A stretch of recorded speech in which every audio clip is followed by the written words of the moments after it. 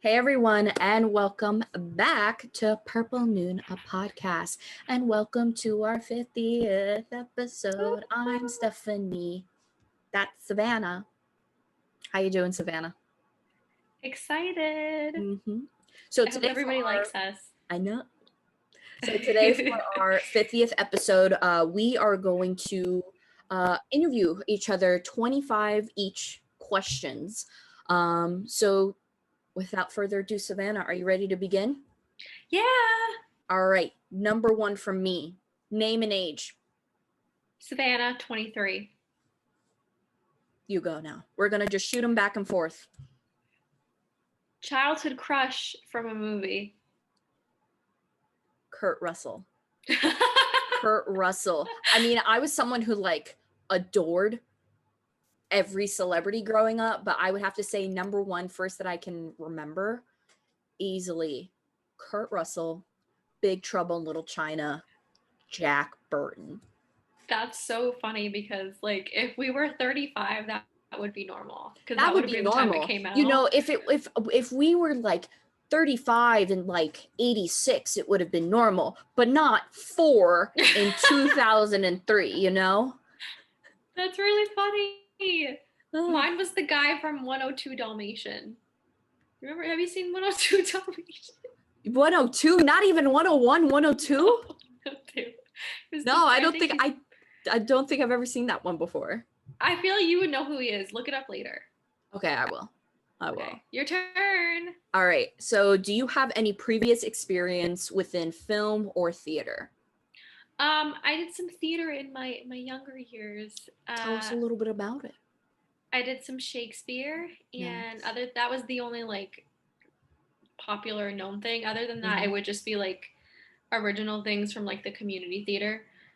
And now I have this wonderful podcast that we made. Woo, so woo, woo. Just going up from here, you know. Nice. All right, your turn. What director do you admire the most and why? Dang, that's a good one. I think it would have to be, going along with the Big Trouble in Little China, it would have to be John Carpenter, because he was after seeing The Thing, that was a movie I was like, oh, directing, that's what I want to do. Yeah. I wouldn't say that his style is particularly similar to mine, but in terms of the first person to make me go, whoa, directing as a career, it's him. That's a good answer. That's a good answer. What is your favorite movie of all time? It's a cross between Goodfellas and Yesterday, Today, and Tomorrow. It's nice. Very different, I know. Very Italian. Very, very Italian. You know, very different spectrums of the Italian culture. Italian. A very, very worldview on the Italian culture. You got New York Italian and Italian. Real Italian, yeah. All right, a hard one. Get ready. Ooh, okay. If you could only watch one genre forever, what would it be? Oh my God. I would have to say drama, because you can play a lot around with drama. Yeah.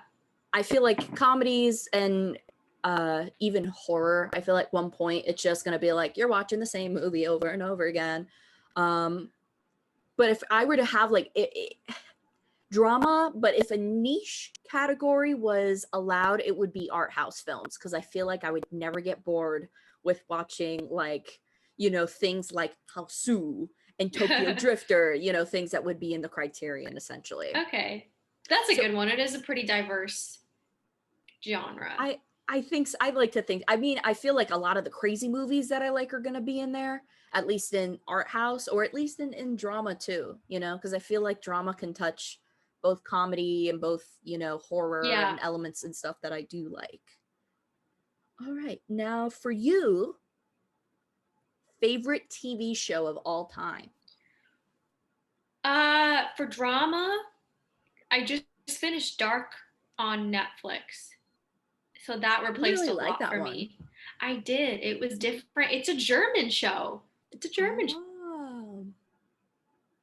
But for like a funny, just in general, I like Fleabag. I think Fleabag was one of the better things I saw recently. If you have to narrow it down to one, who is it? Who's the winner? Fleabag. It's Fleabag? Because I would watch Fleabag again. I don't think I could watch Dark again just because it was long. And I feel like Fleabag is something that you could watch more than twice. Like, you know, like I feel like it's one of those things where like every like 1 to 2 years you might revisit. At least that's how I feel about it. Yeah. All right. Favorite animated film? Oh man. Animated film. I'm not a Disney person. So like when people It doesn't have to be Disney. I know, but it narrows my choices, you know? Like what do I have? I have that one movie, I have Monster House, and then I have that one like cartoon about the lady in Iraq during the Iranian Revolution. Those are the only animations that come to mind. I can keep it very basic and just go Ratatouille, you know? No, so technically anime does fall under that category if that helps. But they're TV no, I'm gonna stick with animation movies. I'm gonna stick with animation movie. If I have to bring it down to one,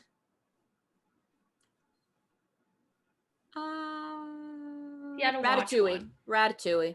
Okay. I'll bring it down to Ratatouille. Second runner up would be Monster House for sure. Okay. Yeah, that's a good one. I know yours is Up, right? It is Up. I like Up. Okay. All right. So I did favorite TV show. How many Criterions do you own? Currently about 20. 20? Okay. So just 20. Gotcha. I know you own a lot. I think I own about 80 at this point.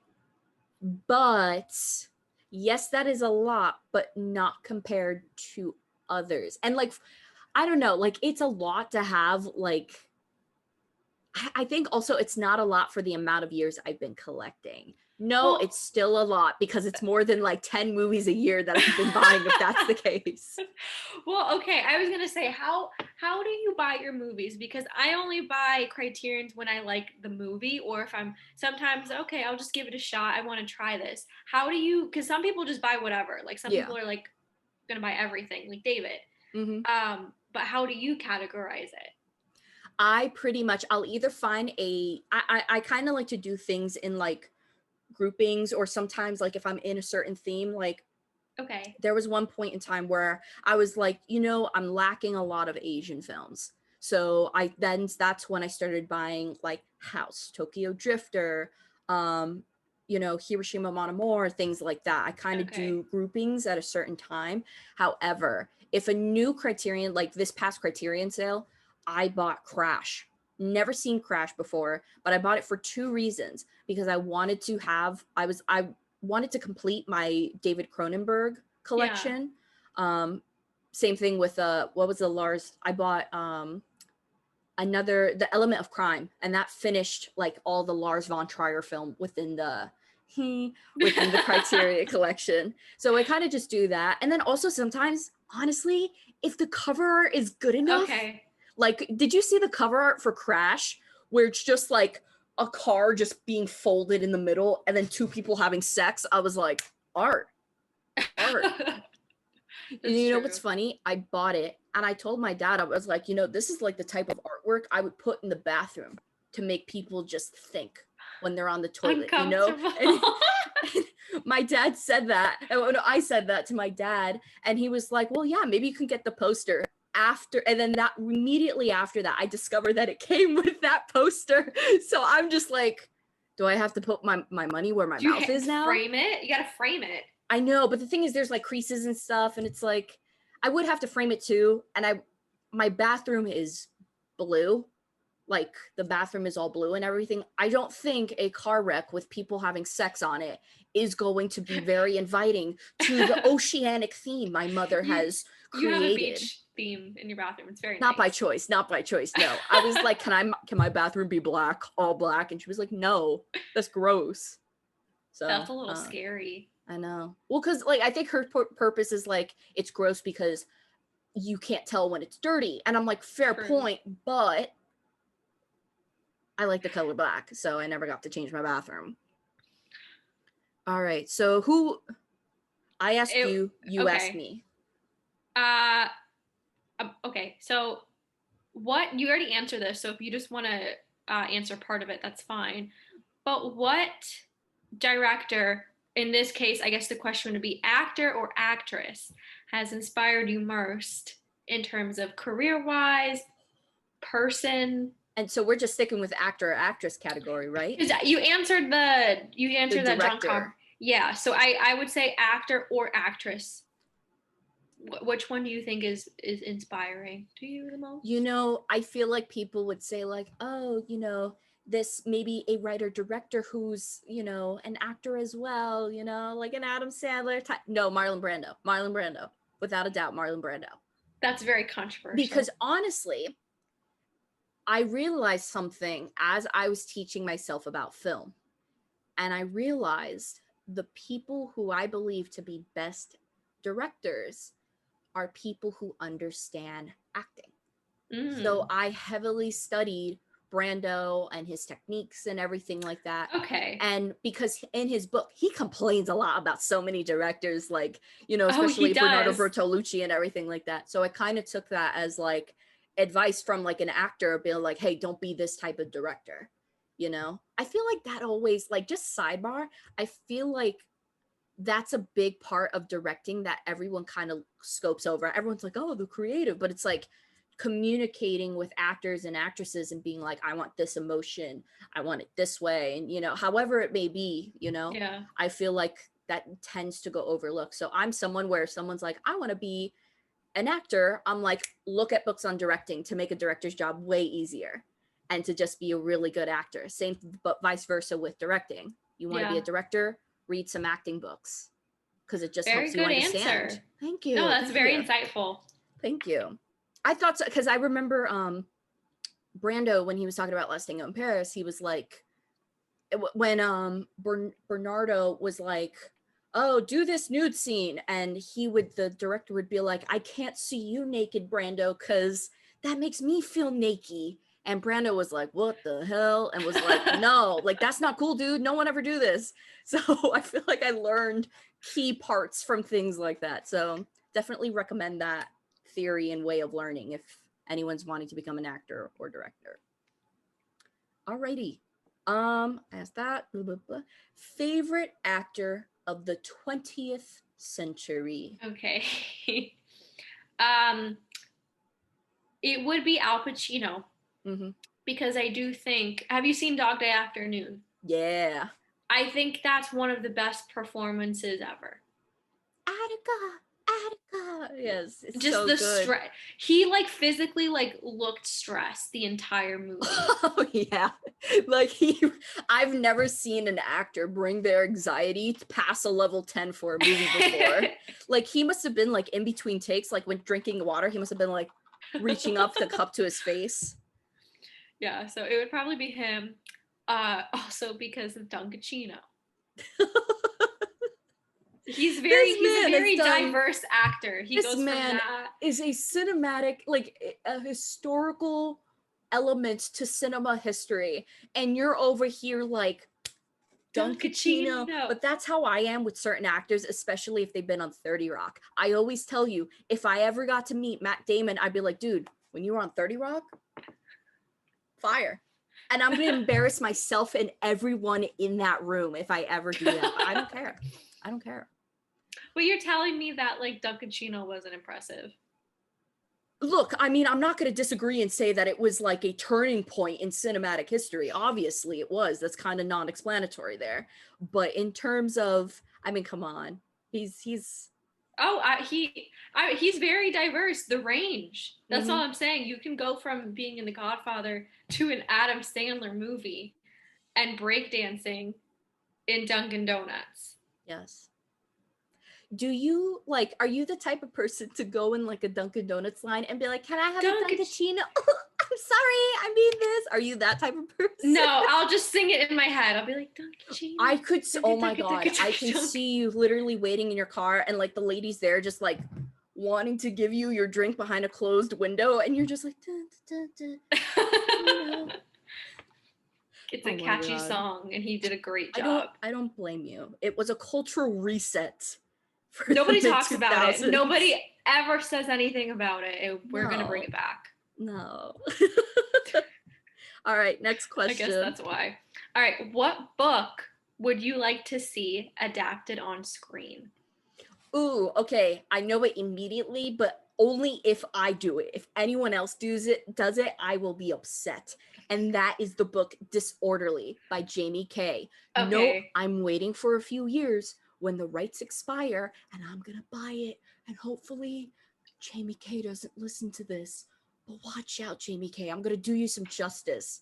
Where is he right now? Do you know? What's he doing recently?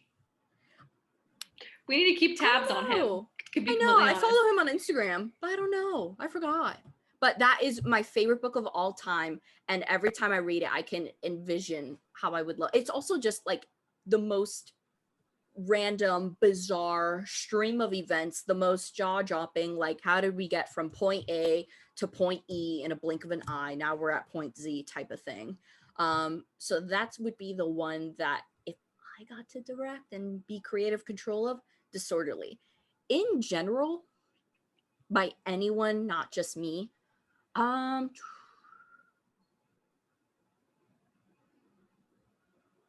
don't know. I know it's a hard one. It's hard because also, like, I don't want to say, oh yeah, I love this book, let's bring it to adaptation, and then the movie sucks, you know, because that's a powerful thing in Hollywood. There are some books that shouldn't be made to movies, arguably. Yes. So the only one that I can think of right now is Disorderly. Maybe. Okay, that's a good one though. If we were in the 90s, maybe I would have loved to seen The Diary of Laura Palmer made into. That would have been rough and aggressive as well, but only if it was like original cast. Yeah. Only if it was original cast, you know. Okay, so now for you, since you said you've done acting and you have expressed, you know, in the future wanting to do some acting jobs and becoming an actress and everything like that. Only for you. Only for me. She's mine. Who's ever Paramount? She's mine. I wanted to know, what is your favorite acting genre to do? Like, it doesn't have to be something you've done before, but something where you're like, I feel like I would be good in this genre. I don't know what I could be good in, but what I think the hardest to act in is a good horror movie.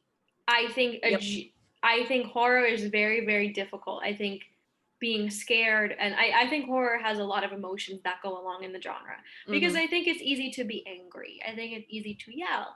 And not that people, you know, aren't impressive when they do that, but, you know, when you see somebody like Toni Collette in Hereditary, and even Florence Pugh in, not that I like the movie, but Midsommar, it's very impressive because it's just a range of emotion.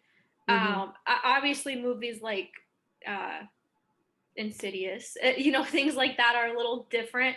But when it's real horror, when it's stuff like that, I do think that's very impressive when people can pull that off. Gotcha. I'm trying to think. So I was also thinking, because I just made a TikTok on Get Out, like Daniel Kaluuya and Get Out. That's another one with the crying and everything. That's so good. All right, your turn. Favorite idea you've had for a film or short film? But now, do I want to reveal my secrets? Okay. I don't know. You could be generic. You don't gotta give How details. about I'll say something that I know you know of, and you give the audience your reaction when I tell you.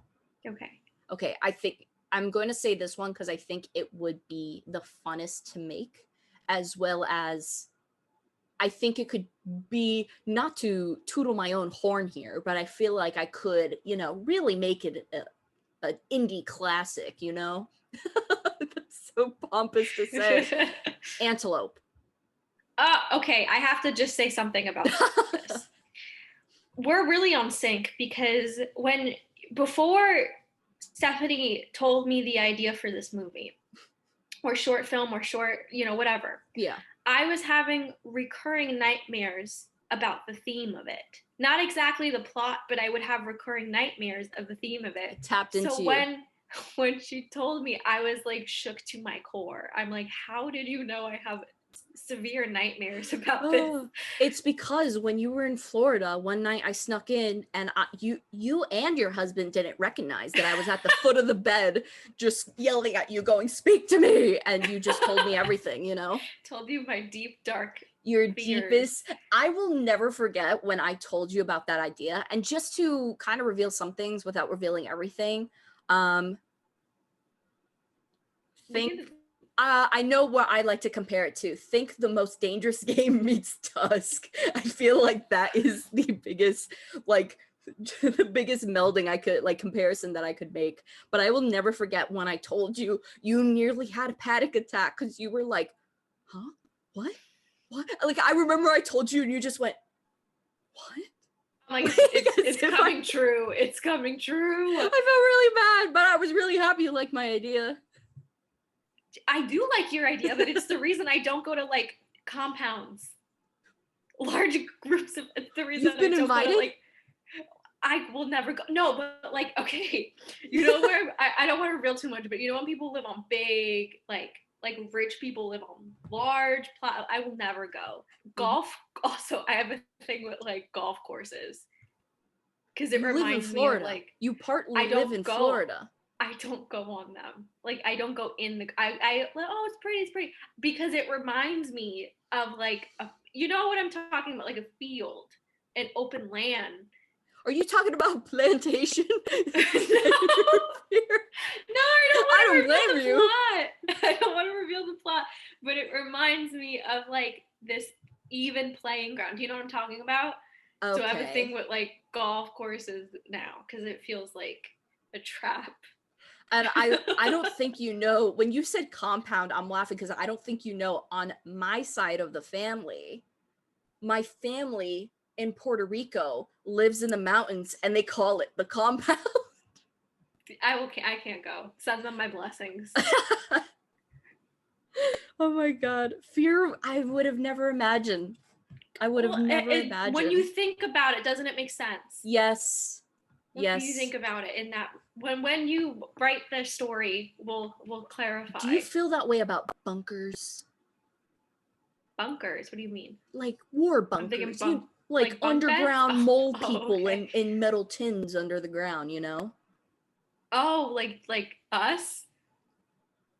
No, that's the Continental Railroad. I'm thinking Cloverfield. I mean, kind of, you want to commit. It could. Well, is it the Continental Railroad? No, it's the other railroad. Come on, U.S. history, 5th grade. No, it's the not. Underground Railroad. I said the Continental Railroad. Sorry. Isn't that the train? At least I didn't say the Silk Road or anything like that. Oh my God. No, I don't. It's not the same thing for me because one of them has to do. I don't want to reveal your plot, but one of them has to deal more with the chase. Okay. And the other one doesn't. All right. Well, we'll stop there to stop revealing my secrets because I do want to make this possibly this year as a book. And then if I get if my stimmy comes in, I can make. Did you get it for St. Patty's Day? No, I didn't. But I gotta call some people. But if I do get it, I think I might set my little antelope fund. Make your fears become even more of a reality by the end of the year. Oh God. All right.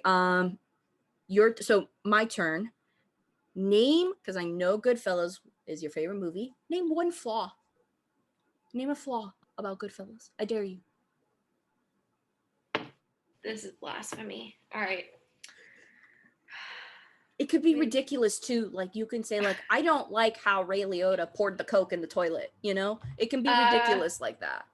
But be honest. Okay. All right. I will say this. In the beginning of the movie, he's supposed to be 20 years old. Because when he meets Karen, she comments, oh, a 21, 22-year-old kid with all these connections. Ray Liotta is not, and she doesn't look young either, but Ray Liotta and Joe Pesci specifically do not look like young men in this movie. No, Joe Pesci doesn't even look his own age in the movie. These are all like middle-aged men. So they're all supposed to be super, super young until I think the end of the movie. And even then. That is a good, thank you for pointing out that flaw. That's something I would have never recognized. I don't know what they could have done about that because they don't have technology. It came out in 1990. And not trying to be mean, but there was no technology to Ray Liotta has some acne scars, man. He just couldn't cover them with peace and love. He couldn't cover them. But I mean, they could have. My thing is, they could have given him a different hairstyle. Just try to signify that there was a different. Maybe give him a little earring, you know, a little earring just to show. I don't know what they could have done for poor Joe Pesci because he looked old too. Joe Pesci has been looking the same age since 91, essentially. So, but wait, how old is Joe Pesci supposed to be? Like 30s or 40s? So, okay, do you remember in the beginning of Goodfellas where he meets Joe Pesci's character selling cigarettes on the street? Yeah. They're supposed to be around the same age. Mm-hmm. They don't look around the same age at all. Oh, no, not at all. So the age thing in the movie, I always felt was a little confusing because you couldn't, for me, I couldn't tell what time it was because they look the same. The only thing they do is make Ray Liotta look a little just, disheveled with the drugs. They just put some gray eyeshadow underneath his eye. They're like, there you go. Aged you 20 years. And Robert De Niro is supposed to be the older one in the film. He's supposed to be older than both of them. And yes, that didn't work out great too. Because he looks older than Ray Liotta, but not Joe Pesci. Right. So they kind of did a Twilight. You know how everyone in Twilight's like, I'm only a senior in high school, and they look 40. They all individually, especially the white, like the pale coloring. I don't know why people are like, oh my God, pale coloring, fair skin makes you look younger. No, all of them look 30.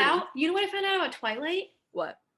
It's supposed to be about it's supposed to parallel Mormonism. Did you know that? I didn't know that. From one Stephanie to another with peace and love, she needs to take a step back from that stand. That's just. I didn't know that. But that's like when people say like Snowpiercer's Willy Wonka or whatever that.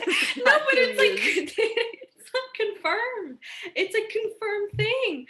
And then apparently connected to that, which I didn't know till recently either. TikTok is educating me here. Yeah. Apparently 50 Shades of Grey was a fan fiction of Twilight. I had heard that before. For fan fiction. But you know what? For a fan fiction, it really missed the mark. It really missed the mark in terms of fan fiction, you know? Unless she just went in and changed all the characters. That's probably what she did. She probably wrote it like, wait, hold on. Isn't this woman 40? Okay, now moving on. It's a trilogy, so how, it just got too far, I feel like. Somebody green lighted this. And can you imagine being an executive and being like, where did you get, what was your inspiration? And you go Twilight, a movie about teenagers. And mythical creatures. It's just a little. There's a bad taste in my mouth. Can you imagine being? And I'm assuming this woman is older. If this woman is younger, I apologize. But could you imagine, if I was a producer and I was like, "Oh, this is invigorating. Where did you get this idea from?" She's like, "I write Twilight fan fiction." I feel like someone needs to call the police and get you into a psych ward if you are in your mid-adulthood, and you're writing fan fiction about that. Should be criminal. I assume she's because all the women at first who were reading the book were middle-aged. That was the audience. It was going towards moms and stuff. And so I assume she has to be around the same age. I'm just very happy growing up. I was never a Edward or No, I wasn't crazy. Jacob. I was never an Edward or Jacob kid, but I was a oh my god, what's the one from Hunger Games? I was a Peeta, or what's the other characters? I was that generation, the Hunger Games generation. Yeah, a lot more innocent. Sense. A lot more innocent and pure, I will say that. All right. I think the last question I said was flaw about Goodfellas, so your turn. Okay. First movie you ever saw in theaters. Goodfellas to dragging both Stephenie Meyer and the maker of 50 Shades of Grey. All right, you go. First movie you saw in theaters. Ooh, I think it was Harry Potter, the second one. Okay. Was the first one I saw in theaters. Maybe the first one, but for some reason I can imagine. And also, no one talks about the second Harry Potter movie. I've never seen Chamber Harry of Secrets. Potter. Never seen it. You better watch by the end of the year. Look, and I'm not like a Potterhead, but it is good. You know, it's just it's 10 movies, and I don't know if I want to commit myself. Is it? Oh, it's dang. A lot of. Apparently, someone told me it was like, maybe it's not 10, but it's definitely more than 5. It's long. I mean, it's long. Look, if you're gonna watch any Goblet of Fire with Robert Pattinson before Twilight, which this fun fact, he was the one who crashed the premiere. I saw for Goblet of Fire drunk. Yeah, but he was good in that. He was good. He was already a promising actor then as Cedric Diggory. I literally just said, I'm not a Potter fan. You have a jacket, don't you? You have a jacket with Harry Potter. Before you go on with this slander, it's not a jacket. It's my baby blanket. I have a baby blanket of Harry Potter. Yeah, it's like a full, like, crocheted blanket. It's beautiful looking. Where'd you get it? Was it given to you? My mom got it for me as a child because she loved reading Harry Potter, and she was like, here's my obsessions go to you now. And she got me a little children's blanket. It looks fantastic. Like, don't get me wrong. It's a great blanket. You know, I remember seeing something Harry Potter. Probably that, because I was using it at some point in my adulthood because I needed a small blanket to cover, because my regular blanket was too short. This is getting uncomfortable. Let's move on for my Harry Potter blanket. Okay, so your dream acting role. It can be a movie that's already been made, or it can be something that hasn't been made yet. Okay. All right. Ooh, instantly. I don't know if this could be made into a movie because it's a long book, but I would hope to see it as a show one day, or like a limited series. Mm-hmm. Okay, so it's called the Poisonwood Bible. And it's about a family that moves to the Congo as missionaries. But it talks about the dark side of like colonialism in Africa. And it just has all these really good themes. And the best thing about this book is it's character based. So you are reading this novel and finding out like about each character, and each character deals with something different. The daughter's really selfish. One of the other kids is adapting. I actually like the role of the mom, because the mom is in this really complicated position where her husband's like a crazy preacher. Like, he's crazy, off the rails. Oh, like, are we talking like the one dude who made everyone drink the Kool-Aid type of crazy? Yeah, exactly. It's that kind of book. So that sounds good. He's a crazy preacher, but she's kind of in this like, do I leave my husband? So it's just really interesting book. It has a lot of themes, and I would like to see that one eventually. And I think it'd be a good acting role. Yeah, that would be a part you would want to play. The mom, yeah. I think she's very complex. I thought you would have. Well, I could have seen you picked like maybe like if they did like a remake of, I think it's Three Women, that one movie you really, really love. I would have thought you would have picked that. Three Women? Sophia Loren movie. No, I thought you were talking about that weird movie we saw with Sissy Spacek. Is that 3? There's only 2 on the cover. No, but then there's that weird gypsy woman that shows up like midway. Don't remind me of that movie, please don't. What's the movie that you like with Sophia Loren? 2 Women. That's a good movie too. I was one woman off. 2 Women. Yeah, that's also a really good film. I would not want to be in her shadow. Okay. I don't want to go up against my favorite actress. No. Gotcha. Okay. I could see that. I think for me, I think I would really want to be Neely O'Hara if there was to be that's a fun one. Valley of the Dolls type of thing. I feel like I could do really well. And I also, that's my element, you know? Pills, because I'm in pharmacy school, fur coats. Oh my gosh. Because I like fur coats, faux fur coats, of course. And I just like pink. I mean, look at my surrounding right now. This is like made for you then. I think so. Paramount. Okay, moving on. Just in case if they're listening. Just little reminders, you know? All right. All right, your turn. Going with the movie theater theme. Best and if there was a worst experience you ever had in a movie theater.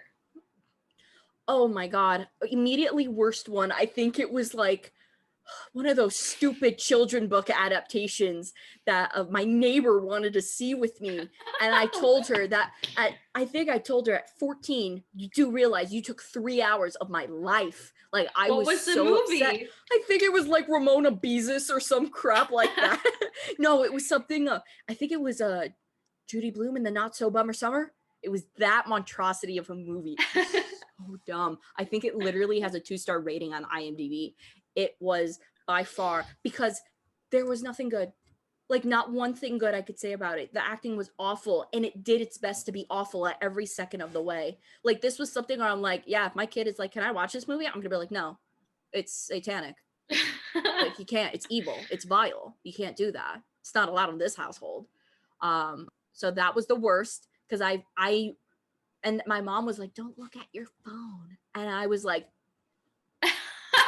because having my mouth gaped open and staring at the ceiling was a better experience than watching that movie.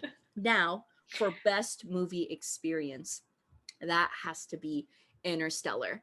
So Interstellar, I had just finished watching, and Interstellar, you know it's good because I barely had enough energy to see movie. I had just finished watching Big Hero 6, and it was the first time me and my friend Alyssa were like, let's see 2 movies today. And so I already saw that movie. That's like a 2.5-hour movie. And then here comes Interstellar, 3 hours long. I'm just sitting there for like 5 hours, you know? But I've never cried that long in the theater. Genuinely, Alyssa thought that there was something wrong. She was like, is there something going on? I'm like, this movie's so beautiful. And I'm just was she not sobbing. watching the movie? Dude, I understand. I'm just someone where I really, really, like, I fell in love with that movie, like with the space and everything. And then I'm getting visions of me as a childhood going, Mom, space camp's not far away. Can you send me? And I'm just like just crying. So, but it was a good cry. It was crying because it was so beautiful. And then me just like, I don't think I've ever sobbed that hard. Like to, especially like, you know, when you do the sob where you're just like repeating movie lines and you're just trying to process and you're like, Murphy's in the walls. Like you're just like that. That's how I was during that movie. That was an experience and a spiritual journey all at once. What about for you? I don't blame you. The worst experience I had was what was I watching? It wasn't a kids movie, but it was I don't think it was was it with you? I don't think we've ever seen a bad movie together. Oh, I mean, okay. I know. I know one because the movie also had technical issues. Oh, well, yeah, that was really uncomfortable. Yeah. My first date was in a movie. It was actually The Hunger Games. Oh, okay. It was the worst experience I ever had. Because of the movie or because of the date? It was because I was 15. I was 15 on my first date. And the whole theater was just 16-year-olds. So it wasn't a very nice experience because every time something would happen, everybody would be like, ah, like just the most vocal theater. And it was just very awkward because I was just sitting there like 15-year-old being like, okay. And then I remember we were on a double date and the person my friend was dating was really into it. So you can just imagine the guy screaming next to me like, nah, duh! Like, it was just a very vocal theater, and Oh, I remember just being no. very uncomfortable. My second worst one was the Meg, because people were hollering during the Meg, and it Oh was a my packed God. theater. Do you know what the other worst experience I had was watching Superman versus Batman, a 3-hour movie, and it was god awful. I'd rather be watching Guardians of the Owls Gahul. of Gahul. We're burying that movie. Oh man. And people are like talking about like, wow, Zack Snyder's cut of this movie, the new Justice League, is glorious 4 hours. And I'm like, dude. Did you see HBO's trailer for Justice League? I saw the blasphemous Jared Leto as Jesus Christ and thought, cool. Did you see that image of the Joker literally wearing the crown of thorns? Oh, well. And just being I didn't see that. Listen here. What is this? I don't know, but it's definitely not Hosanna in the highest at any regards. I don't understand this worship of this director. I really don't. Not one good movie. And we're all freaking out over this Snyder cut. Like it's The Godfather. Justice League, guys. It's just, and look, I could see you, like, some people are like, oh my god, like, it's a good entertainment. Yeah, like, I've enjoyed fun. Like Avengers movies and things like that in the theater. I sobbed during Endgame a lot. Like, I can admit that. But it's fun. We don't need a director's cut. Do I want Zack Snyder to be in the Criterion and be like, you know, what, Sucker Punch? No, thank you. Oh man. Okay. I would rather see like the Ben Affleck photos, the off-guard photos of Ben Affleck. Now that's entertainment. The one where he's like Dunkin' Donuts. Back to Dunkin'. You got a thing for Dunkin', huh? I have a thing for men in Dunkin'. Just like I have an affinity for men who have an affinity for Native Americans. You need to explain that to people. I like Brando. Oh yeah, and everybody Jimmy knows that. Morrison. I like Jim Morrison. Both two people who've had strong affinities for Native American culture. My boyfriend, Boy Scout. Explain that. Oh God. Okay, your turn. All right. Your favorite on-screen duo?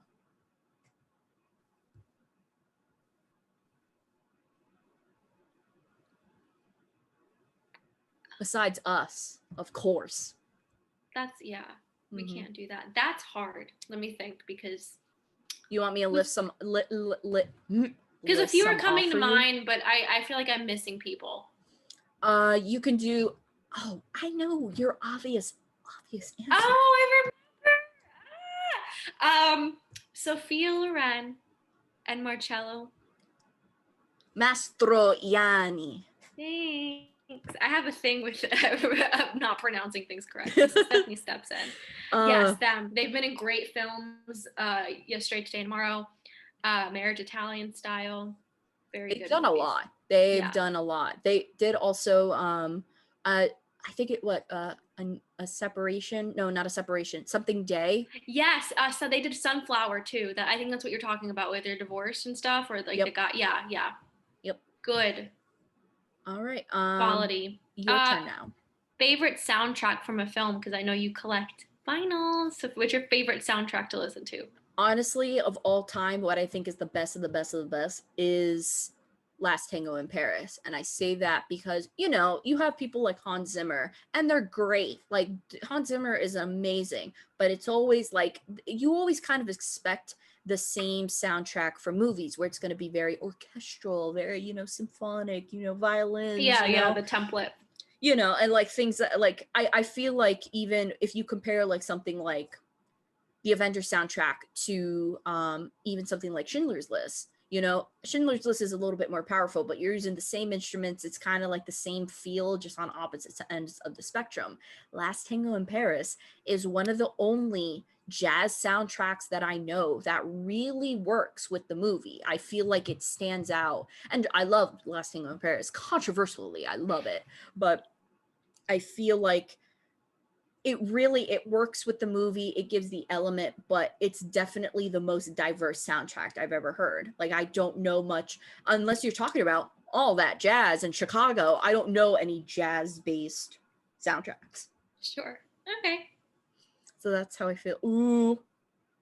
Favorite Lars von Trier film. Oh my God, you did that on purpose. Yeah, and there's 2 more hard questions in here. You guys know I'm not a fan. No, I'm not a fan. You have to narrow it down to one. You have to narrow it down to one. It's your favorite. Europa. Okay. I thought you were either going to say that or Melancholia. No, it'd be Europa. Europa, I think, is a better story. It's also a good not movie. It's very good, but it's also not as, you know, slice you from the hooch to the cooch in terms of painful to watch, you know? So, yeah, I haven't watched, I mean, you could say better, because I think I've only watched 3 of his movies. Maybe 3 too many, but... Also, just random little fun fact, when I was explaining how in class, when I was explaining how a certain like STD can be go from like mother to child, I went from hooch to scooch is what I used to explain vertical transmission. So fun fact about me and where my mental state is at any given moment. What is Lars doing right now? He's hanging out? I'm going to be real with you. I don't know. And also, I got scared shitless the other day because what did I get? I got a notification on TikTok that says, Lars likes your video. I was like, who is this? He's going to find us eventually, and I'm really scared for the day he's going to come across us. And you will deal with him because I am too afraid. I will manage that. I will manage. But please do not judge me if I might become friends with the dude, you know? Dude, okay, but like you need to be careful. I need you to stay like at least 20 feet away all time. Yes, I won't go into his studio. I kind of want to go because it's kind of, but that's neither here nor there. So your question now. Wait, no, is it my turn now? Nope, it's your turn now. Yeah, because you threw Lars at me. Yep. A movie that should have never been made into a film. I mean, Judy Blume in the Not So Bummer Summer is really out there for me. But in terms of like a mainstream movie, Suicide Squad. I feel like it would have just saved us a lot of trouble. That's a really good. Dude, that man, I want to know how he got this job. What did he go to a film school, do you know? Because everything he's made. A producer just be like, yeah, let's get him signed on for, 5 new movies. I'm a huge fan of Sucker Punch and Legends of the Guardians, Owls of Cahul. I really don't get it, but I mean, I do feel like people would say the same thing about I can't say people would say the same thing about Kevin Smith because no one's giving superhero movies for Kevin Smith to direct, So, yeah. But yeah, I just not a fan. But name a movie that you would only watch if someone paid you, and what amount of money would it have to be? Like, what's a movie that you're like, no, I would give if I got this X amount? There's a few. Oof. Okay. And some of them include our boy Lars.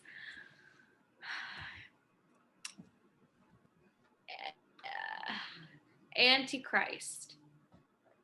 Out of all his films? What do you mean? Antichrist? I don't want to watch that. But I'm sure you don't want to watch other films of him, but you're going with it. Okay, what's your price on Antichrist?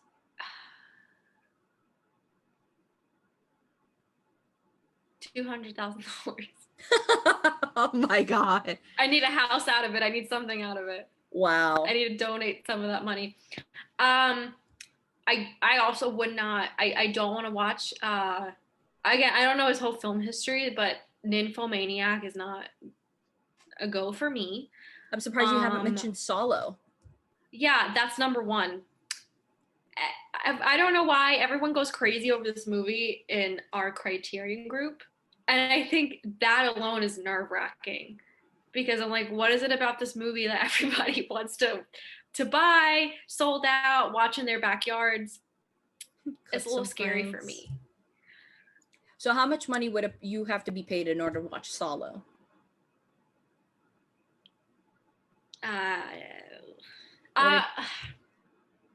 It'd have to be, it'd have to be for charity. It'd have to be like, yeah. Those movies, would you watch them if you, knowing that I could do like a little Men in Black thing and be like, all right, you're going to forget, and then you forgot it. Would you still watch it? Yeah, if I could forget what I watched. But I know I have to live with it. I have to live with it like I have to live with the house that Jack built. And I know that was not good for my soul. So I tried to watch that like over like 2 days or something, right? Yeah, I paused it like every other scene. I feel like I was just like, that's enough for today. So I'm very careful now of, so and a lot of money. It'd be a lot of money. Honestly, if you gave me Solo the DVD, I'd watch it.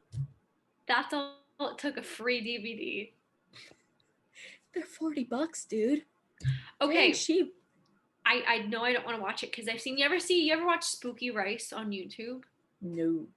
He is a YouTuber that watches these disturbing movies and takes you through the movie without you having to watch the graphic stuff or just playing little clips here and there. Okay. I watched that video. So I know what Solo is about. I know it happens. I forgot because it was been a year, so I forgot little details, but I know a roundabout idea of what happens in Solo. I don't want to see it. But what if knowing that everyone had a really good time on the set of Solo? Everyone was just cooking franks and, just having a jolly old like in time. Between takes? Yeah, apparently everyone had a great time on the set of Solo, according to like IMDb trivia. And then when they were watching the movie, they were like, that's what we made? That's on IMDb trivia. It says, could you imagine? Had a jolly good time making that movie. I mean, that makes me feel better that everybody was happy, but at what cost? At what cost? All right, I think it is your turn now. A director that everyone loves, but you don't think is that good. Zack Snyder. No. But, can't be our scapegoat. A lot of I got a long list, but I'll just name off a few. And that's because I'm kind of an ass and I'm like, anyone with energy and thoughts like me are superior. But that's just because I have a complex. Marvel directors and so, except for James Gunn. I like James Gunn and the Guardians of the Galaxy series. Those are well directed. Mm-hmm. Marvel was Josh Whedon. I forgot his name. Josh, yeah, no, I don't care. He's got sexual allegations too. I don't care. At least I think so. One of them boys do. Is it James Gunn? Near or there, not near. That's irregardless. Directors that I think are overhyped. Yeah, you could say overhyped. They could be good, overhyped. Yeah, I would more list him as a writer. Aaron Sorkin. There's just something about the guy I don't like. There's just something about him. I'm like, very random. Like it's just the energy. Like he's just like, I don't know. I just like when I see him in like award shows, I kind of like boo for him. But not because he's bad, but just because.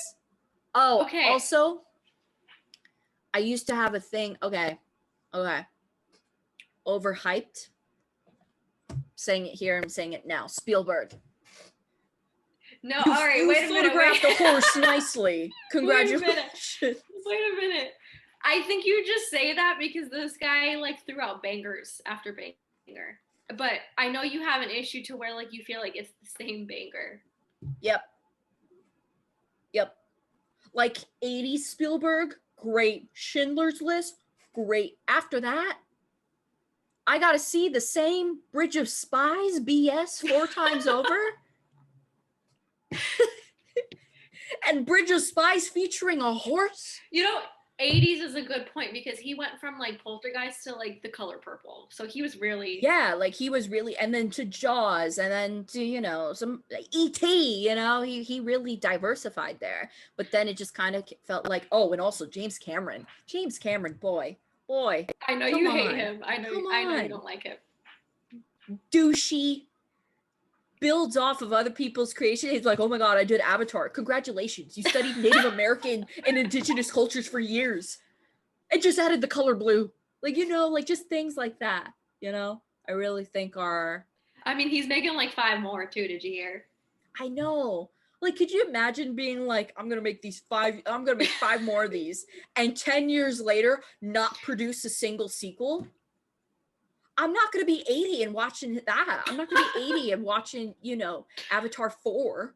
How would they do that? Because most of the people in that movie are middle-aged. So unless this dude is recording everyone now, then it's just like, I'm going to wait for the wow effect. And wait that one lady is like almost 70. That Sigourney Weaver has a name, and she's a treasure. Her name is Sigourney Weaver. Sigourney. I said I didn't want to butcher her name. Sigourney. She's very old soon. But like, my thing is he gonna do the wow factor where he's gonna wait till someone like, and then be like, here's the movie? That's disrespectful. Also, George Lucas, sorry. Star Wars. Yeah. Oh, I know, like, you gripe with him. Dude, you read Dune, and you thought you had something. You read the book Dune, and you were like, ding. Dude, all the Star Wars fans are gonna come after you. I know, and you know what? It's fine. I'm not saying they're bad movies. I'm just saying he's overrated, and that's overrated. Speaking of fans, you know who fans I don't like? Star Wars people. Christopher Nolan people. And I like Christopher Nolan. But I'm gonna say why. Elitist. Oh, did you get that one thing? Did you get that first scene? Did you understand that? You don't understand Chris Nolan's mind. It's like, bro, watch the movie.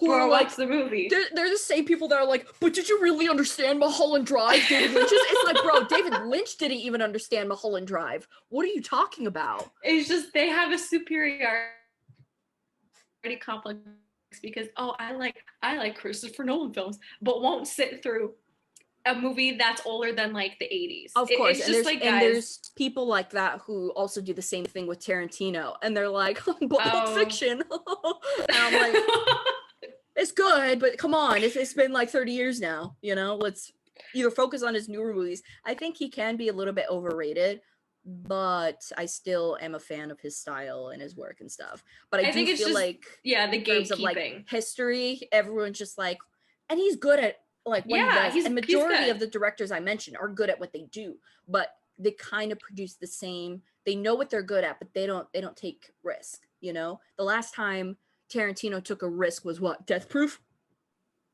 The Kurt Russell in the car movie? That was a risk. That was an insatiable risk, but that's just me being utterly picky. I do think being in the movie community, we meet a lot of people and we figure out who are like the weird fans, the gatekeeping fans, and these are them. Yeah, it's just, you know, and like there's other obviously directors who I think are better than the other, but if someone was like, if someone thinks like, oh, Avengers is the pinnacle of cinema, I'm gonna be like, I disagree heavily, but you do you enjoy, but they're enjoyable movies, you know? Yeah, it's I think there's a balance between like, okay, it's fun, and like, is this the best movie ever made? Yeah. Did this movie deserve to make 1 billion? Not too sure here or there. All right, you asked me, now I ask you. The most fashionable movie or TV show character? Emile. Really? Love her. Okay. I think for me, super cute. Valley of the Dolls. Oh yeah, no, that's a look. Or I do like Mad Men. I do really like this Mad Men, the design, the look of everything about that show. Breakfast at Tiffany's is always a look. I remember watching Breakfast at Tiffany's once and then trying to fit I have thin wrists but thicker ankles, trying to put a little watch on my ankle because I saw it for 1 second in the movie. I was like, that's a look. Didn't work. And obviously I couldn't tell time, you know. And it was the dumbest thing going, you have the time? You're just looking at your ankle. You know, just kicking out my ankle and trying to figure out what time it is kind of weird. But it was a look. It was a look in the movie. I will say that. She pulled it off. All right, your turn. Comfort movie. Ooh, I'm trying to think of one that I could. Oh, Simpsons movie. Oh yeah, easily Simpsons movie. It's one of those things where, once again, kind of is and is not the pinnacle of cinema at the same time, but it's just one of those movies where if it's on, I'm gonna watch it. It's an American like classic. It's great. It's pretty great. And that's someone I'm not even like a fan of the show. Like I've never like religiously like watched. You don't like the show? I mean, the show's good, show, but I never got. I mean, where am I gonna jump into? You know, am I gonna watch every 2,000 episodes of it now? You know, so I think I really like the movie, and I really wish they would make another one, because I think that was a way for me to appreciate the TV show, bits of the TV show that I have seen, as well as, you know, going to Universal and going to the Little Simpsons land and everything, you know? All right, for you, worst Scorsese movie of all time, in your opinion? Easy. Can I guess? Easy. Yes. Age of Innocence. Yes. That movie was bad. And people are like, hey, oh, I love Age of Innocence. Yeah, they had good costumes, but no. Yeah, I think took a risk. It was okay. Took a risk, fine. But I don't like it. I think overall, even if it wasn't Scorsese, it misses the mark. It still misses the mark at the end of the day. Your turn now. Your favorite fictional character. So, like, for example, it could be like a Baby Yoda, something like that. Sorry, I gotta cover my facial expressions. I don't understand the hype around Baby Yoda. For an example, for an example, I didn't mean to actually like. All right. No, you're good. You're good. Because that's what people are into nowadays. So, favorite fictional, like, are you like animation, or can it be like any fictional character? No, I just meant like it has to be cute. Oh, okay. Like, what you think is the cutest? Tie between Gizmo the Gremlin. Oh. I love Gizmo. Why? I love that. I love that movie. And I would also have to say, oh, I literally just got a stuffed animal from it. Invader Zim. Grr. Cute. The little robot in the dog costume. Cute. Yep. So I would have to say that one. That would be like my top two, like, cutesy looking. Yeah. Ones. All right. Kill Bill versus Pulp Fiction. Gun to your head. Who you picking? Kill Bill. That's what I thought. It's a better movie. All right, your turn now. A movie that traumatized you. The memory just flooded. Artificial intelligence. Oh my God, Stephanie. I can't. I literally had a mental breakdown watching that movie, and I'll explain why when we talk about it one day. It's on our list.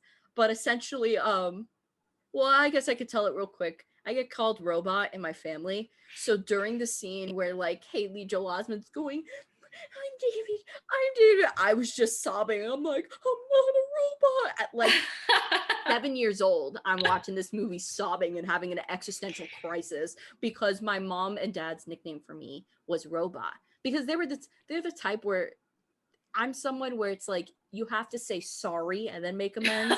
But they would just be like, hug? We're good? Hug? We're good. After yelling at me, and I'm like, no! And they're like, robot. No emotion. No feelings.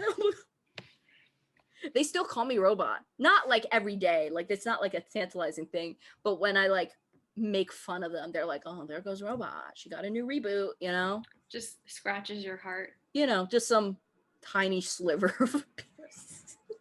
But that's really one. And I remember one time explaining that to someone and me just going, I like full out crying, just trying to explain that to someone, the scene, not my trauma, the scene to someone. Ooh, I'm very curious about this question. that I'm going to ask you right now.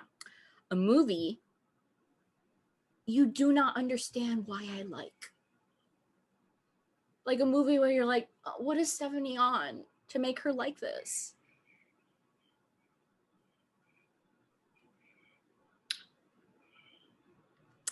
Tough shiz. We haven't disagreed a lot. I feel like we have similar taste. Or it could be something that, because we do have very similar in terms of like our favorites, or at least genres and things that we like. How about a movie you were surprised at the score I gave it within the previous podcast?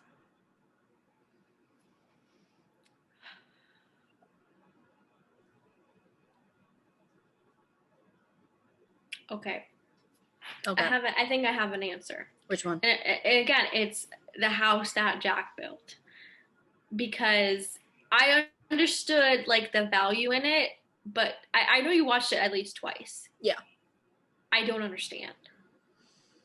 I think it's something where it's one of those movies where, like I told you before in the past, like a movie to me is like good, even if it's a bad or good movie, when it has that like wow factor. And that movie, in the worst way, has that, you know, wow factor of it being like, this is ridiculous. I can't believe someone made this movie, you know? And so it makes me want to keep watching it. I think it's the same thing with Last Tango in Paris, because I think it's a good movie, but I don't understand why you would watch that more than once or twice, because it's very graphic and the material is a lot. I think also, and I think for me, for that one, is not only because of the same nature where it's like, wow, that's shocking, I want to understand it more, so I watch it more and more often. But for me, those are the type of movies where I learned the most from in terms of directing. So because with the movies like those, the actors and directors, you know, everything like that, there's a lot more pressure, there's a lot more, especially with Last Tango in Paris. So for a movie like that, like Last Tango, that taught me exactly like the type of director I should never be, and the cost of that, you know, and showing like, and I think like same way with in terms of the house that Jack built, more not necessarily how he treated his actors in that movie, because I haven't heard anything bad from that, but more so like the social backlash he got from making that movie, and kind of like learning like this is what happens when you go this far as someone who's a little bit more mainstream. Because, you know, like when you're nobody knows about you, when you're like making things like like, you know, Terrifier and things like that, like no one's going to criticize you. Like that's what you kind of start out in the game with. But for someone like Lars, who just seemingly goes from, you know, Europa, which is pretty tame, to then starts going to Nymphomaniac, house that Jack built, and starts this insanity dissension, it's kind of like, oh, I'm really curious, I want to learn more about this and understand why. So do you remember the score? Do you remember on your birthday episode where it was our first on air argument?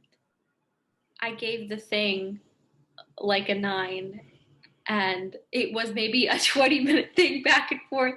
Yep. Yeah. And I think for me, the reason why The Thing is 10 out of 10 is one, because of its significance to me, but also the fact that that is, once again, a little bit of a pompous remark, a movie that is so close to the way that I would have done it. So therefore it's a perfect movie, you know? I mean, like, you defended it with your life, so. I really did. I think, because I think at first you wanted to give it like an 8.5, and I was like no, like I remember trying to push you towards I gave it a 9, and you were like, that's not good enough. You can't. That was funny. I was in it for blood that night.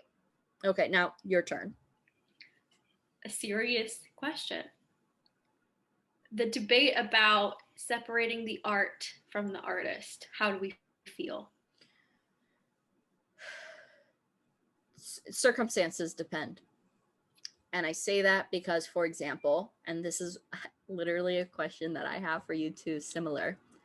I'll give you an example. Things like Polanski, like Chinatown. I feel like that's a movie you can look at and appreciate because there is the director's creativity, but there's not a lot in terms of, from at least I know, its history and its it's just kind of like Polanski's vileness. It doesn't seem to have tainted a movie like that. But if you think of the movie Manhattan, directed by Woody Allen, where you kind of see this dark element of his own persona really trying to shine through and trying to justify himself, that's where I think, like, I don't think the movie Manhattan should be, with what we know, should not be praised at any regards, because that is a sick man defending his sick actions, you know? But a movie like Chinatown, I feel like it could be more excused and everything. And it sucks too, because having worked on a set before, I think also like a movie like Chinatown, like I would have loved to be a part of it, and to feel like even if like 30 years later I'm older and it would be canceled, I would be really upset. I understand.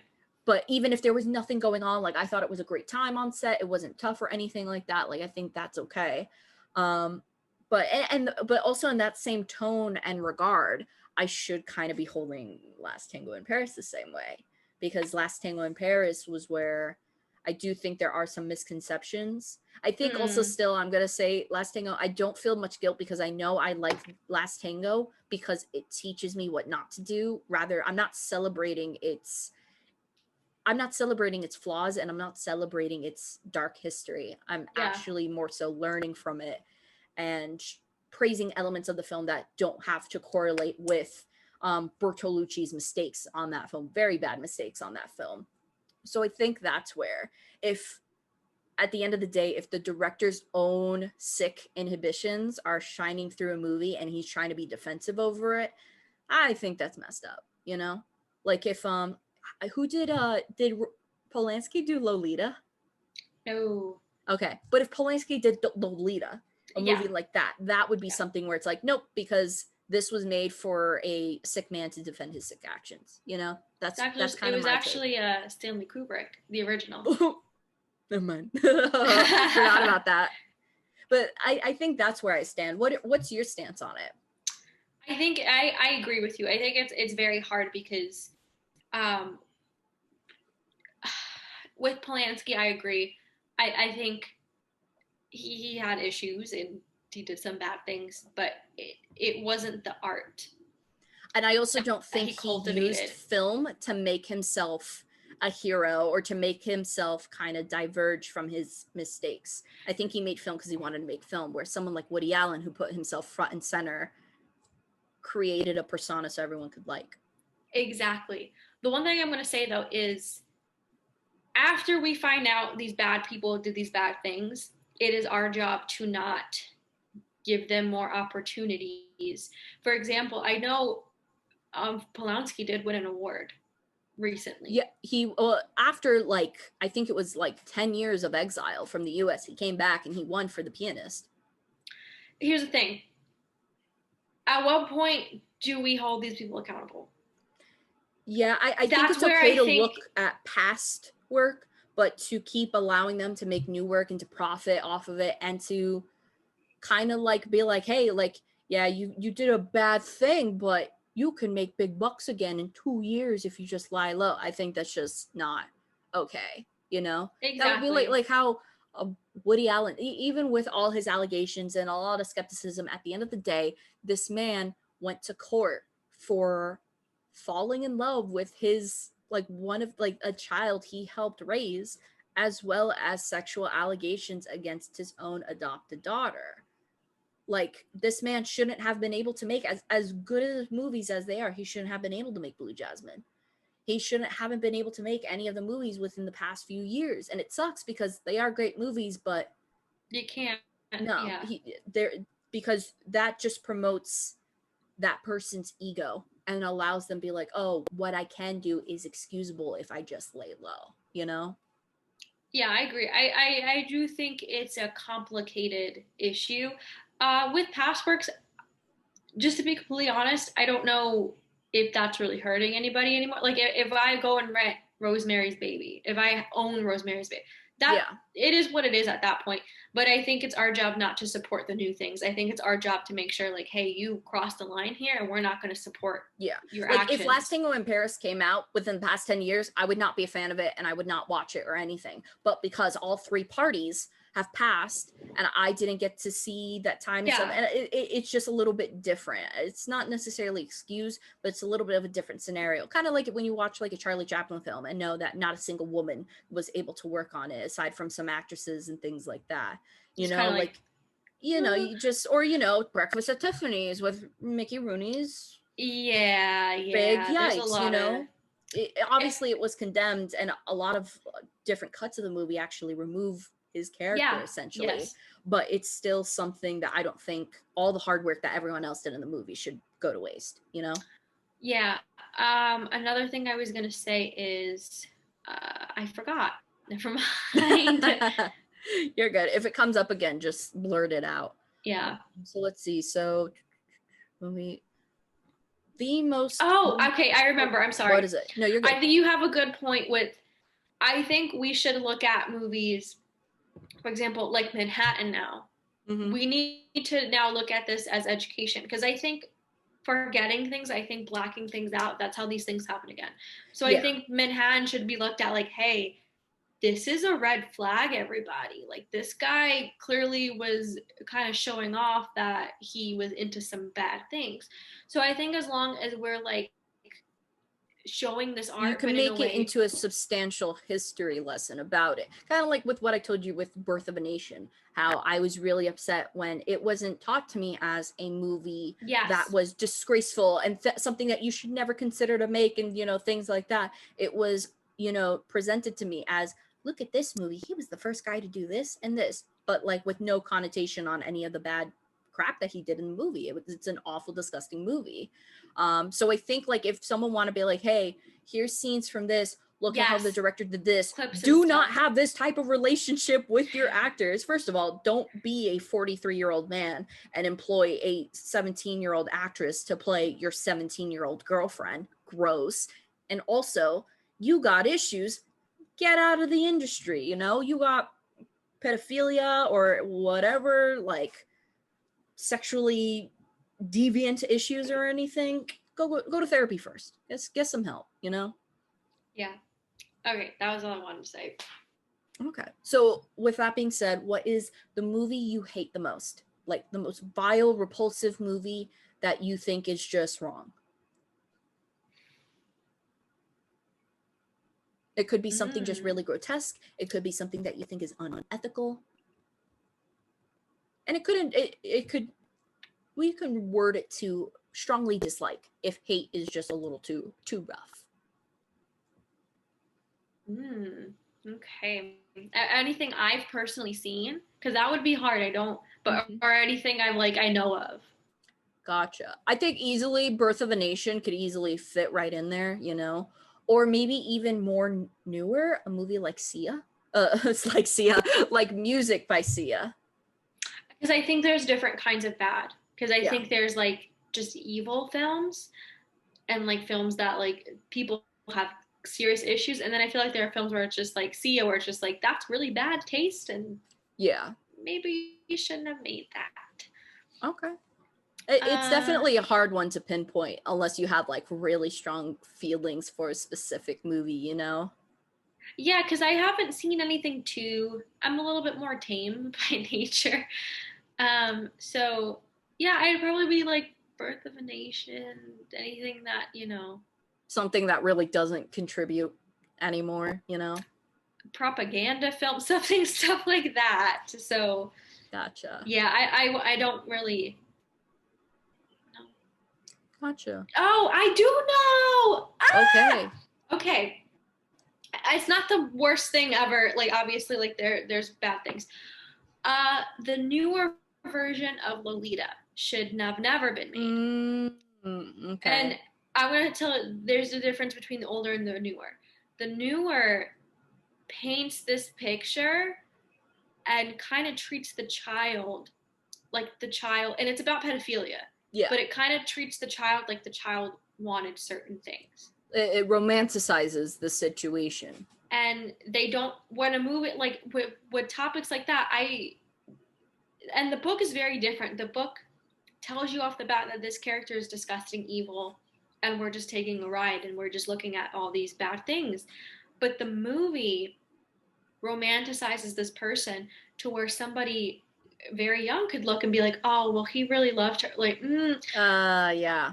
The actress was also a teenager, I think. I believe she was 16, which to me, even though she was playing a 12-year-old. And is that's not the Kubrick one. The Kubrick one is the original, right? The Kubrick one is the original, but it doesn't take things, and again, I don't know about, it's not great, but it doesn't take things as far as this one did.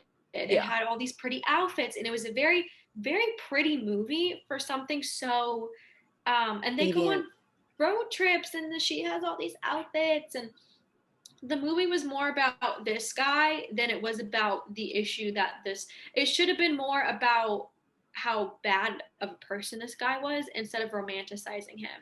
So everybody, also the reason I don't like this movie is because it got a lot of attention on Tumblr back in the day. Like when we were teenagers, I feel like it was like when maybe Lana Del Rey started becoming popular, this movie started to because she actually kind of adopted some of the fashion, like the heart glasses and things like that from the original and the remake. That makes a lot of sense. Yeah. So specifically with the remake, I feel like they did not make this movie as bleak, and they had an underage girl in the movie doing, and again, she was protected. I'm not saying that like there was any misconduct on set, but she was in some pretty graphic scenes, in my opinion. So the movie's a little bit exploitive to. Yeah, it just doesn't handle the situation with care as the book did. You know, it's, and I think it's okay to show those rough, you know, relationships and scenarios and things like that, but you have to do it with making sure that there is common sense involved in this movie, and that the common sense would be that this character, like the male character, is evil in this case. Exactly. I think it was just a little too fairy tale-ish in the book. Not the book, the movie takes place in 1940s, and it's very like music and fashion, and it really shouldn't have added, because now people are distracted. So Lolita but Grease, like, essentially. Yeah, and it had this like rosy tint most of the movie. It was very distracting to what was going on, and it fitted more towards a romance film when it's not. Should be like a thriller horror. This should be in that category. So with that, I feel like it's not the worst movie ever made. Obviously, there are movies that are disgusting and exploitive, but this was not a good idea. Yeah, no, they definitely didn't even learn from the first time around, you know? Yeah. Okay, your turn. What is your favorite Criterion you own? Purple Noon seems obvious. Favorite Criterion that I own. I'm gonna think more about a movie like box set, art, whatever, everything, all the bells and whistles. Like, what's your favorite? It doesn't have to be movie. Trying to think of one that I really like. I think I do like the Jackie Chan box set. I do like the Police Story set. I like the imagery on that one and the art on that one. Crash is, I want to put it in my bathroom. You know, it looks so good. Show it off. I think How Sue is good. The Parasite cover's okay. I'm just going through like all titles in my head right now. I'm gonna say Blue Velvet. I like the simplicity of it. Okay. I like the fact that they did with the whole blue aesthetic, and I really like the very like dark images of, you know, Isabella Rossellini, like her backside towards, you know, the front, like in the shot, like her backside's toward the front and she's on the floor in that weird room and things like that. So I would have to, I think I really like the Blue Velvet one. I feel like it really just highlights the darkness of the film.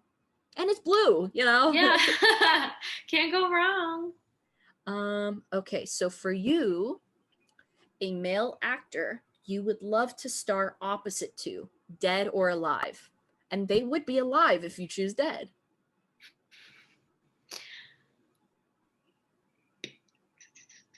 Like if you got to be in either a romance or a buddy film or whatever, a male actor you would love to work alongside with. Paul Dano. Really? But that's a good one. That's a good one. He's great. He's talented. He's very he's got a lot of range. Yep. So because with a lot of actors, I feel like they are sometimes in this box where like, you know, if I pick this person, I could only do like a dramatic film. If I pick this person, I could. So I feel like with him, there's a pretty good range, and I really liked him in There Will Be Blood. Yeah, you could learn a lot from an actor like that. And I think if I were to be with him, I would be like if I were to act with him, I'd be like, can I meet your girlfriend? She's the daughter of the granddaughter of Elia Kazan. Yeah. His girlfriend is the granddaughter of Elia Kazan, the director of On the Waterfront, Zoe Kazan. Wow. Yeah. Look at that, a connection. Yeah. How do you actually feel about your grandfather being a communist in the 1950s America? No, I'm kidding. First question you ask. You showed me one of the first films I think I saw. No, maybe not the first one, but Swiss Army Man. And then I saw him in Little Miss Sunshine. Yep. But Swiss Army Man was one of the first. Classic movie. That should be a Criterion. No, it shouldn't be, but I really love that movie. I think for me, I would choose Brando, but I feel like I would be disappointed. I feel like they say never meet your heroes. Exactly. I feel like he would just be like, who's this broad, and just would want me off stage. Trying to think of Kyle MacLachlan, Twin Peaks. Oh, of course. Yep. Why didn't we think of that before? He just seems so nice, Now he's like Papa Kyle. He's so Kyle. Cute, sweet. All right, your turn now. So I know this answer, but it comes with a part 2. So your dream job in the entertainment industry, and what would be the first project you would do in this dream job? Okay, so dream job in this industry would be filmmaker, so both writer and director, and producer. Why not just do a little trio triple threat things, triple threat. And the first thing I would like to do would if you had money, anything. It depends. I feel like, what would you I don't think Antelope is my best idea. Your debut, I guess. But I think Antelope would be a good debut. But I also really like the one Penrose that you've read before and things like that. That's another good one. But I feel like that wouldn't work well as a debut. I feel like that would be like in between bigger pictures. I feel like that's how it would thrive the most. Do you want to hit hard? Do you want to just? I feel like I would have to. I feel like I would have to go in with like, in terms of like my scale of like not so hardcore, but this is pretty rough too. I can't look at this anymore, because that's just my range. I think I would either do something in the middle, so something like Antelope, or that wouldn't work well as a movie. TV show idea I have. I'll give you the title. It's called The Hanging Tree. And you told me about this. That's a good one. That's one that I think that would do really well as like a limited TV show. Just a one season, one and done. I don't like things that continue. I don't like sequels. I don't like, TV shows that run on for like, I don't like sequels. I'm just like one and done. You like live and let die. One season? Yeah, I would never do something. Well, I'm not going to say never, but something like The Hanging Tree, that idea. Okay, that makes sense. Yeah, but I'm not a fan of like continuations and stuff. I'm not I just one and done. That's just me, Okay, that's fair. We were talking about this before. Gun to your head, Polanski or Woody Allen? They're both gross.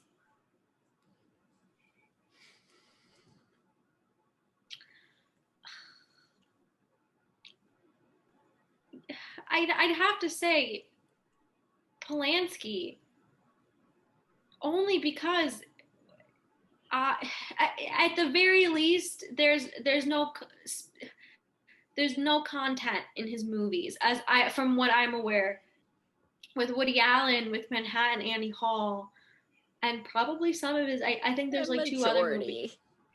Yeah, it's just like a breadcrumbs of everything. So Polanski, and at least, only because Polanski did kind of get a little slap on the wrist when he was deported. Yeah. I mean, yeah, exactly. I also don't think he has committed said crimes in the past 30 years or so, whereas that can't be said for Alan. No, he married his daughter. So. Yeah, and he's still with her. And that's a daily crime to me. A daily crime they're still together is a crime to me. So I agree. I would choose Polanski. I mean, I do think they're both scummy, but one is less scummier than the other, you know? All right. Your turn.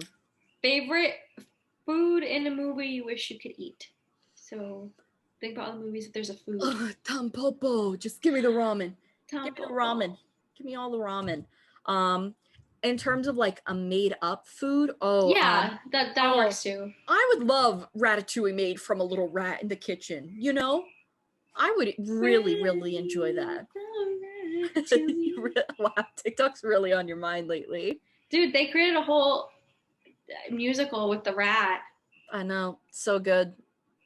Okay, so back to me now. Kind of already asked this one already, so I'm gonna skip that. A cinematic world that you would like to live in, or TV show. So a movie or TV show, town, era, whatever that you would love to live in.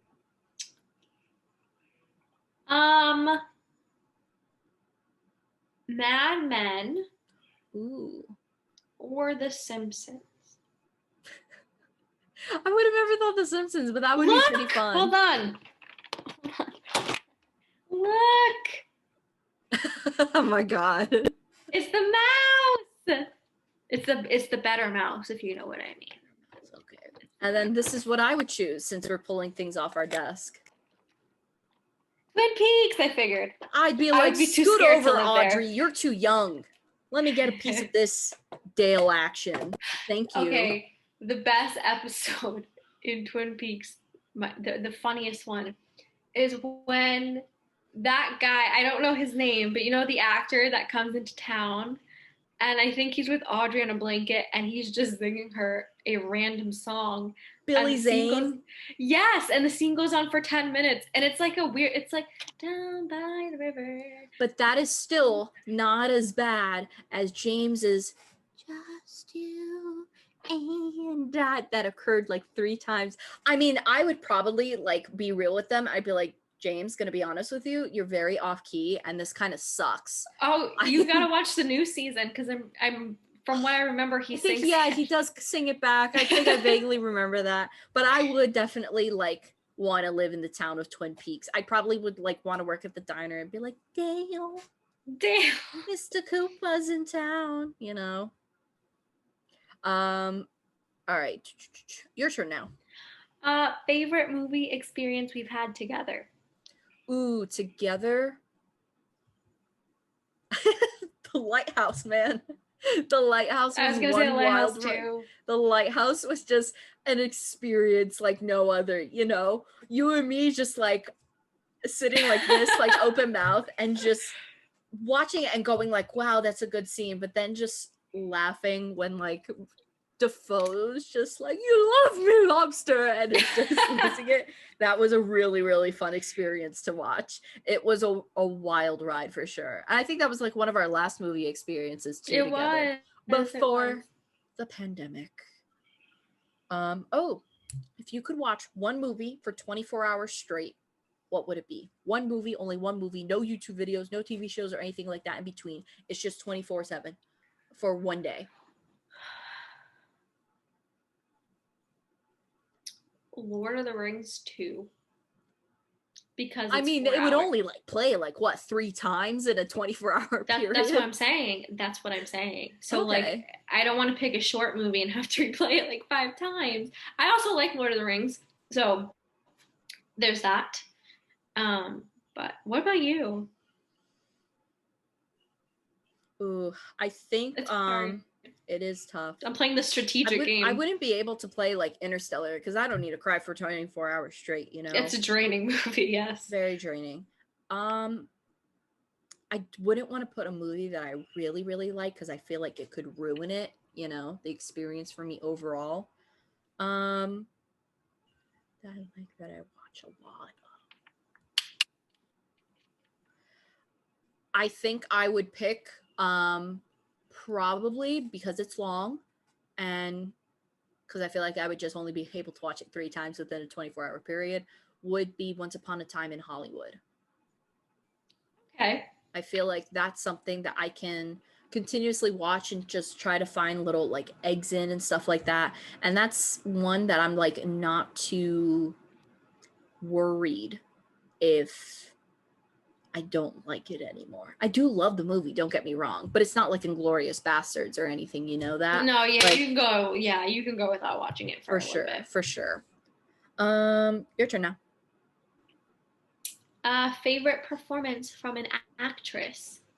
Ooh. I feel like we talk about actors a lot. So yes, in terms of the actress, the one that I've always loved is Anna Magnani in The Fugitive Kind. And the reason why I think that is so impressive is because, and not only Anna Magnani's character, but Joan Woodward and her character, I think it's because I've never seen a movie before where Brando seems to be outshined. And I really think that is such a big like statement for these two women to just kind of come in and take over the entire movie. And there's this great scene, like Joan Woodward, like there's just 2 fantastic female-led monologues. There's one where Joan Woodward is describing, she's like, I'm just going chuking and drinking beer. I think that's a great monologue. But then also when Anna Magnani is coming down the stairs, she's yelling at her husband, like, I can bear life now. You are nothing to me. When she finds out she's pregnant, I think that's a great, great monologue too. So I would have to say that movie, but if I had to prefer a performance, Anna Magnani. Very cool. All right. A favorite movie of yours that you feel like no one knows about? Probably everything reviewed on our podcast. Yeah. Okay. Okay. It's a guilty pleasure. I talked about it on TikTok. It's called like Water for Chocolate. When you posted that, I was like, I've never heard of this movie in my life.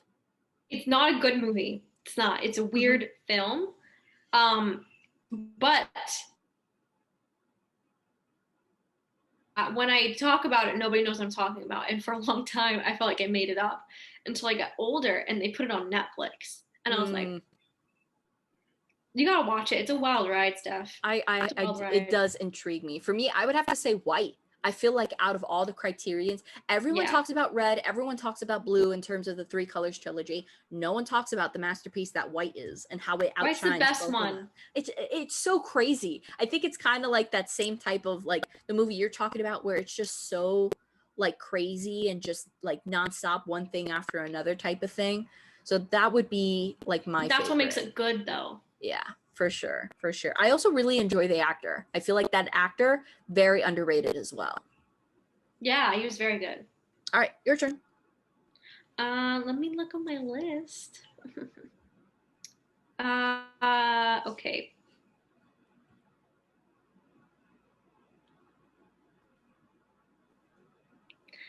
An actor that this is the same question I asked you before about the director. So an actor that everyone loves but you don't think is that good.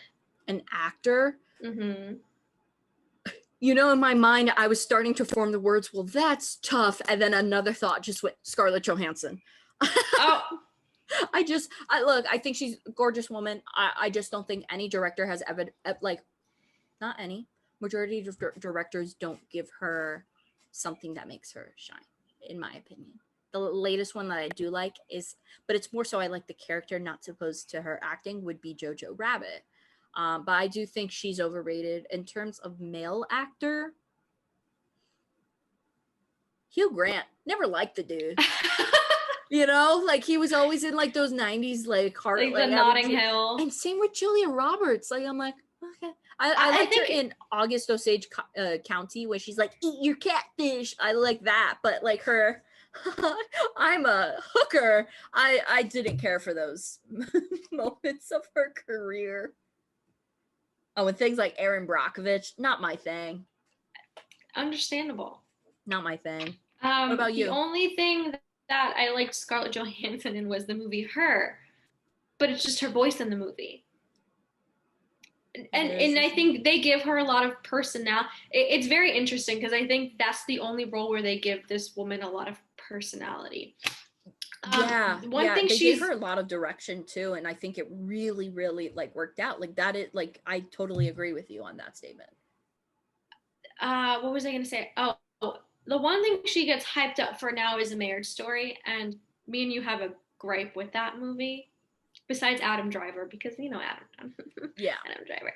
But yeah, I think they give her very generic work, personally. Yeah, and I just don't like how, and I feel bad for her because I do feel like her entire career kind of took off of the fact that, you know, men were just like boobs, you know, and when she's like as Black Widow and everything like that. Because I remember hearing nonstop about her and having like titties and everything, and it's like, yeah, but like that's not why you should have casted her for a, you know, kick-ass type of role like that. So that, yeah, I would have to say Scarlett Johansson and Hugh Grant and Julia Roberts, maybe even Meryl Streep, but I'm not gonna sell myself at the river. Controversial. Getting a little controversial. Yeah, like it's just like, dude, you play the same role. It's just the same like role for Meryl Streep, I feel like, for me. Well, that's not a fair statement. Maybe I don't find her things memorable. I'm gonna move on before I get canceled. You're not wrong. Oh, yeah, because I'm thinking about what she's in, and it's just like that she's done a lot of things later in life, but I feel like you're right in the beginning. But I also just feel like she's good, but is still like, now she's been doing a lot of more political films, which is fine, but I just feel like she kind of goes into phases where she falls really in categories that she's good in, but for too long, you know? I understand. Like, if Ray Liotta made 2 gangster movies, I'm happy. 3? Yeah. Too much, dude. The scariest movie character to be trapped in a room with, besides Woody Allen. Jack. Really? I thought you would go for like more like horror, like maybe. Who? I don't know. I definitely know I wouldn't want to be in a room with that butthole face lady in that newer movie. Do you know about that? Where it's like, I don't know what the movie's called, but like they gave this woman like the mouth of like an anus. Yeah, because like, okay, I looked up that movie.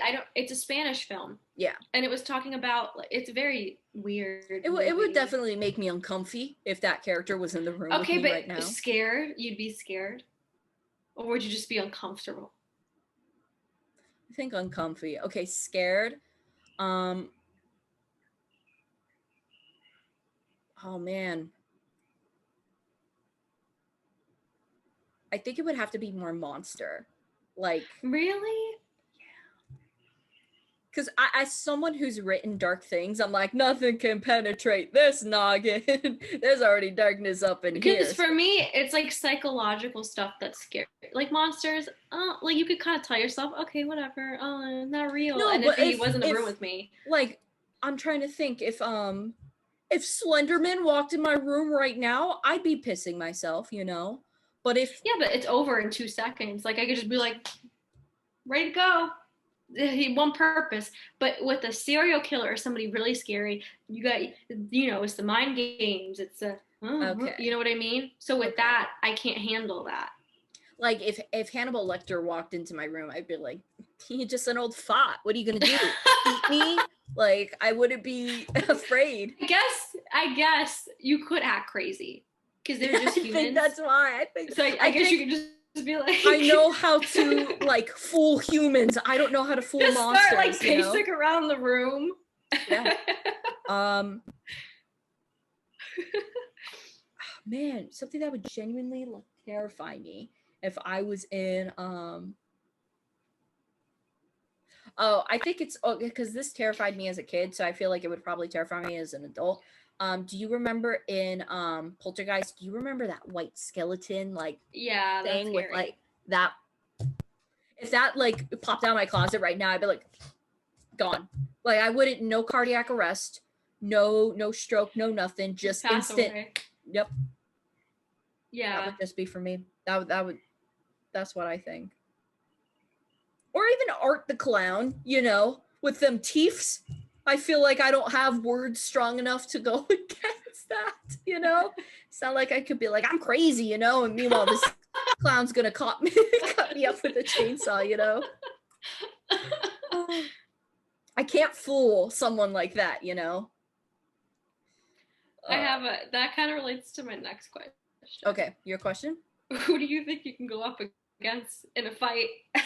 Film edition. I feel like I could go against a lot of people. Like all those serial killers mentally, I'd be like, what's up? You ain't special. You just didn't like your mother.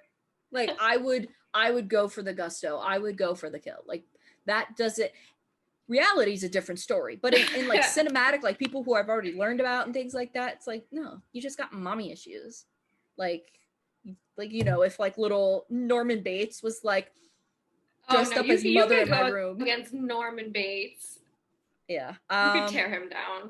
Someone I could physically who I could anything. Not, or could I go against? You could say both.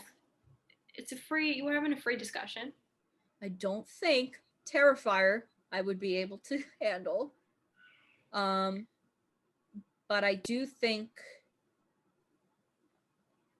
6'2" is my limit. Anything above 6'2" is gonna be a no for me. Like I just can't. What am I gonna do? Do a WWE move and jump off my bed and just go for the neck? You know what would be a good strategy? What? Just start speaking another language aggressively. Just act like you're mad at them. I don't know another language, so that really doesn't work for me. Pretend.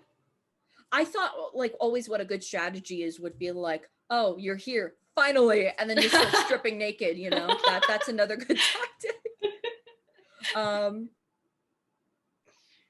Yeah, I feel like I could pretty much take anyone because I fight dirty. Like I'm someone where people are like, come on, right? And then all of a sudden I'm reaching for that belt that's there and I'm whipping.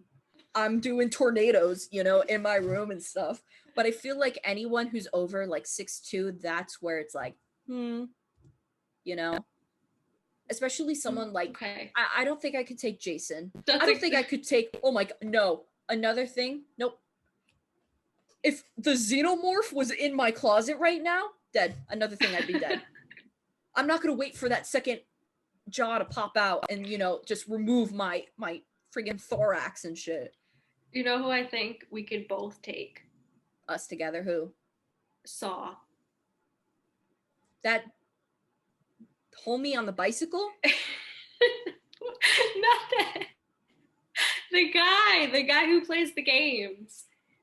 Not at all. I was like, dude, I could take that one swift kick, No, what's his name? Jigsaw or something. I feel like that's like a strategy. You could act crazy with that. You could just be like,